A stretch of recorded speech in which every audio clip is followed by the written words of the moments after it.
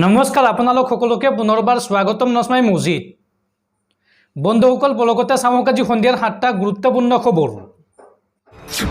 প্ৰথমটো খবৰ, অসম বিধানসভাত নামাজ বিৰতি বিলুপ্তিক লৈ মুখ্যমন্ত্ৰীক আক্ৰমণ বিৰোধীৰ। দেশ স্বাধীন কৰাৰ নামত বলিদান দিছিল মুছলমানে আৰু সস্তীয়া জনপ্ৰিয়তাৰ বাবে হিমন্ত বিশ্ব শৰ্মাই এনে কাম কৰে। এই বুলি মুখ্যমন্ত্ৰী হিমন্ত বিশ্ব শৰ্মাক আক্ৰমণ কৰিছে আৰজেডি নেতা তেজস্বী যাদৱে। নামাজ বিৰতি বিলুপ্তিক লৈ মুখ্যমন্ত্ৰী হিমন্ত বিশ্ব শৰ্মাক সমালোচনা বিৰোধী ইণ্ডিয়াৰ। উল্লেখযোগ্য যে অসম বিধানসভাত বিলুপ্ত কৰা হৈছে নামাজ বিৰতি আৰু নামাজ বিৰতিক লৈ মুখ্যমন্ত্ৰী হিমন্ত বিশ্ব শৰ্মাৰ বৃহৎ ঘোষণা। শুকুৰবাৰৰ দিনটোত জুম্মা নামাজৰ বাবে বিধানসভাত আগতে আছিল 2 ঘণ্টীয়া ছুটী। 1937 চনৰ পৰা এই নিয়ম চলি আহিছিল অসম বিধানসভাত আৰু আগন্তুক বিধানসভাৰ পৰা নাপাব জুম্মা নামাজৰ বাবে ছুটী। এই বৃহৎ ঘোষণা কৰিছে মুখ্যমন্ত্ৰী হিমন্ত বিশ্ব শৰ্মাই আৰু এই সিদ্ধান্তৰ পিছতে মুখ্যমন্ত্ৰীৰ বিৰুদ্ধে গৰজি উঠিল ইণ্ডিয়া গোটৰ কেইবাজনো নেতা। হিমন্ত বিশ্ব শৰ্মাক খুৰদাৰ সমালোচনা আৰজেডিৰ নেতা তেজস্বী যাদৱৰ। তেজস্বী যাদৱৰ মন্তব্য, সস্তীয়া জনপ্ৰিয়তাৰ বাবে এনে কাম কৰে হিমন্ত বিশ্ব শৰ্মাই। দেশ স্বাধীন কৰাৰ নামত বলিদান দিছিল মুছলমানে আৰু সংবিধানে সকলো ধৰ্মৰ লোককে সমমৰ্যাদা দিছে। এই মন্তব্য কৰে আৰজেডিৰ নেতা তেজস্বী যাদৱে। পৰৱৰ্তী খবৰ, চৰম বিত্তীয় সংকটত হিমন্ত বিশ্ব শৰ্মা চৰকাৰ। কেগৰ প্ৰতিবেদনত প্ৰকাশ পাইছে হিমন্ত বিশ্ব শৰ্মা চৰকাৰৰ চৰম বিত্তীয় বিশৃংখলতা আৰু এই সন্দৰ্ভত ৰাজ্য চৰকাৰক সকিয়নি কেগৰ। কেগৰ প্ৰতিবেদনত প্ৰকাশ পাইছে হিমন্ত বিশ্ব শৰ্মা চৰকাৰৰ চৰম বিত্তীয় বিশৃংখলতা। অতিপাত ধৰুৱা হৈছে ৰাজ্য চৰকাৰ আৰু এই সন্দৰ্ভত ৰাজ্য চৰকাৰক সকিয়নি কেগৰ। বিত্তীয় ঘাটি 52.06% বৃদ্ধি পাইছে ৰাজ্য চৰকাৰৰ। 2021-22 বিত্তীয় বৰ্ষত ৰাজহ বৃদ্ধি 12.44% আৰু ৰাজহ ব্যয় 23.34%। 2021-22 বিত্তীয় বৰ্ষত ৰাজহ ঘাটি 12,072 কোটি টকা আৰু 2022-23 বিত্তীয় বৰ্ষত ৰাজহ ঘাটি 30,204 কোটি টকা। বৰ্তমান চৰম বিত্তীয় চাপত আছে অসম চৰকাৰ। ৰাজসাহায্যৰ নামত কৰা ব্যয়ে কঢ়িয়াইছে অশনি সংকেত। 53টা বিভাগে দাখিল কৰা নাই 37,991 কোটি টকাৰ হিচাপ আৰু চৰকাৰে ব্যয় কৰা অতিৰিক্ত 9,490 কোটি টকাৰ নাই কোনো হিচাপ। শেহতীয়াকৈ কেগৰ প্ৰতিবেদনত প্ৰকাশ পাইছে এই চাঞ্চল্যকৰ তথ্য। পৰৱৰ্তী খবৰ, ৰাজ্যৰ লাখ লাখ ই ৰিক্সা চালকলৈ ভাল খবৰ। ই ৰিক্সা চালকসকলক ভাল খবৰ দিলে অসম চৰকাৰে।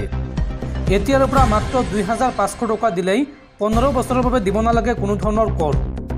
ই ৰিক্সাৰ কৰ হ্ৰাস কৰিলে অসম চৰকাৰে।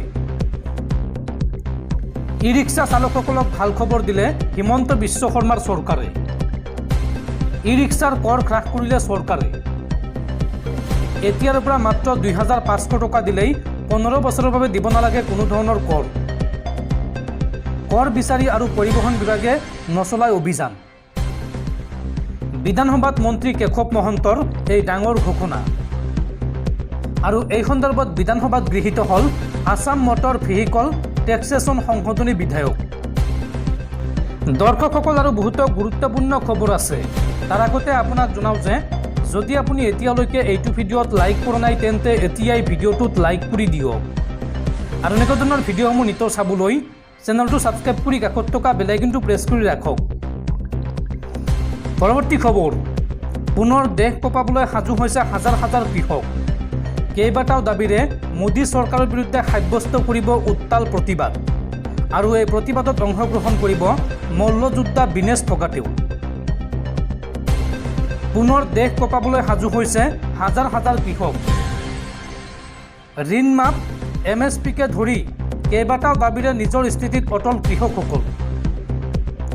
মোদী চৰকাৰৰ বিৰুদ্ধে সাব্যস্ত কৰিব উত্তাল প্ৰতিবাদ। কেইবাটাও দাবীৰে কৃষকে কৰা প্ৰতিবাদৰ আজি 200টা দিন সম্পূৰ্ণ হ'ল। আৰু কৃষক আন্দোলনৰ 200 দিন সম্পূৰ্ণ হোৱাত আজি কৃষকৰ প্ৰতিবাদী কাৰ্যসূচী। শম্ভু সীমান্তত সমবেত হ'ব লক্ষাধিক প্ৰতিবাদী কৃষক আৰু এই কৃষকৰ প্ৰতিবাদী কাৰ্যসূচীত ভাগ ল'ব মল্লযোদ্ধা বিনেশ ফোগাটেও। পৰৱৰ্তী খবৰ, ৰাজ্য কঁপাই যোৱা APSCৰ কৃষি উন্নয়ন বিষয়া নিযুক্তি কেলেংকাৰীৰ 15 অভিযুক্তক জামিন। গুৱাহাটী উচ্চ ন্যায়ালয়ে মঞ্জুৰ কৰিলে জামিন আৰু শুকুৰবাৰে নিশা কাৰাগাৰৰ পৰা মুকলি হয় 15 অভিযুক্ত। পৰৱৰ্তী খবৰ, বিধায়ক অখিল গগৈৰ বিৰুদ্ধে এজাহাৰ দাখিল। মুখ্যমন্ত্ৰীৰ বিৰুদ্ধে কাৰ্টুন প্ৰদৰ্শন কৰাৰ বাবেই উত্তৰ লখিমপুৰ থানাত বিধায়কগৰাকীৰ বিৰুদ্ধে এজাহাৰ দাখিল কৰে বিজেপি নেতা ধৰ্মকান্ত গগৈয়ে। পৰৱৰ্তী খবৰ, দেশবাসীলৈ বেয়া খবৰ, হ্ৰাস পালে দেশৰ GDP। দেশৰ GDP বৃদ্ধিৰ হাৰ হ্ৰাস পালে 6.7%। দেশৰ মুঠ ঘৰুৱা উৎপাদন চমুকৈ GDP চলিত বিত্তীয় বৰ্ষৰ প্ৰথমটো ত্ৰৈমাসিকত হ্ৰাস পাইছে। চলিত বিত্তীয় বৰ্ষৰ এপ্ৰিলৰ পৰা জুনলৈকে দেশৰ GDPৰ হাৰ হৈছে 6.7%। যোৱা 5টা ত্ৰৈমাসিকৰ পিছত প্ৰথমবাৰৰ বাবে দেশৰ GDPৰ হাৰ এইদৰে হ্ৰাস পাইছে। মন কৰিবলগীয়া যে যোৱা বিত্তীয় বৰ্ষত প্ৰথম ত্ৰৈমাসিকত GDPৰ হাৰ আছিল 8.2%। আৰু GDPৰ এনে বৰ্ধিত হাৰক লৈ উৎসাহিত হৈ পৰিছিল কেন্দ্ৰীয় চৰকাৰ। তাৰোপৰি যোৱা ডিচেম্বৰত এই বৃদ্ধিৰ হাৰৰ পূৰ্বানুমান 8.3% প্ৰকাশ পাইছিল।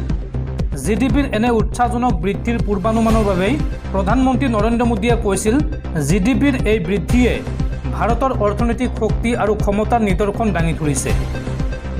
কিন্তু GDPৰ এনে উৎসাহজনক বৃদ্ধিৰ হাৰ বৰ বেছি দিনলৈ বৰ্তি নাথাকিল। শনিবাৰে প্ৰকাশ পোৱা এপ্ৰিল, মে আৰু জুনৰ বৃদ্ধিৰ হাৰ 6.7%। ইয়াৰ পূৰ্বে কেইবাটাও ত্ৰৈমাসিকৰ GDPৰ বৃদ্ধিৰ হাৰ আছিল 7%ৰো অধিক।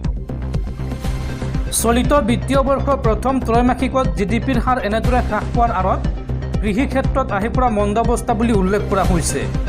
তথ্যমতে কৃষি ক্ষেত্ৰত GDPৰ বৃদ্ধিৰ হাৰ 3.7%ৰ পৰা 2%লৈ হ্ৰাস পাইছে। উৎপাদন ক্ষেত্ৰত বৃদ্ধিৰ হাৰ 7%ৰ কাষত আছে। সেইদৰে বিদ্যুৎ, গেছ, পানী যোগান আৰু অন্যান্য লাভজনক ক্ষেত্ৰত বৃদ্ধিৰ হাৰ 8.6%। ইয়াৰ বিপৰীতে হ্ৰাস পাইছে হোটেল, পৰিবহণ, যোগাযোগ আদি ক্ষেত্ৰৰ বৃদ্ধিৰ হাৰ। এই ক্ষেত্ৰসমূহৰ হাৰ 4%লৈ হ্ৰাস পাইছে। অৱশ্যে চলিত বিত্তীয় বৰ্ষৰ শেষলৈকে এই বৃদ্ধিৰ হাৰ 7%ৰ কাষত থাকিব বুলি উল্লেখ কৰিছে। পৰৱৰ্তী খবৰ, মেঘালয়ত বাংলাদেশৰ প্ৰভাৱশালী নেতাৰ মৃত্যু সন্দৰ্ভত চাঞ্চল্যকৰ তথ্য। হত্যা কৰা হৈছিল আৱামী লীগৰ নেতা ইছাক আলী খান পান্নাক। মৰণোত্তৰ পৰীক্ষাৰ প্ৰতিবেদনত নেতাজনক হত্যা কৰাৰ তথ্য পোহৰলৈ আহিছে আৰু মৃত ইছাকৰ দেশৰ বিভিন্ন স্থানত পোৱা গৈছে আঘাতৰ চিহ্ন। মেঘালয়ৰ উমকিয়াঙৰ পাহাৰত উদ্ধাৰ হৈছিল নেতাজনৰ মৃতদেহ আৰু বৰ্তমান উমকিয়াং অসামৰিক চিকিৎসালয়ৰ মৰ্গত ৰখা হৈছে এই বাংলাদেশৰ নেতাগৰাকীৰ মৃতদেহ।